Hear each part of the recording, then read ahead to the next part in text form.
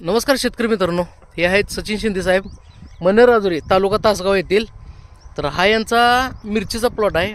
तर मिरचीचा प्लॉट आदर्श कसा असतो ते तुम्हाला आता मी दाखवणार आहे. कारण कुठलीही वळ बघितली तर एकसारखापणा जो आहे तो पहा.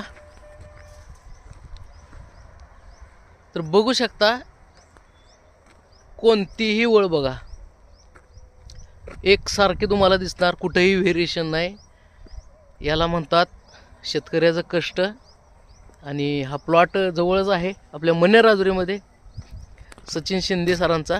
आणि मी त्यांचा नंबर टाकणार आहे डिस्क्रिप्शनला. बघू शकता, कोणतीही वळ घ्या, असं छान प्लॉट तिने आणलेला आहे. तर बघू शकता पूर्णपणे. तर प्लॉट कसा वाटला कमेंट बॉक्समध्ये नक्की सांगायचं आहे. धन्यवाद.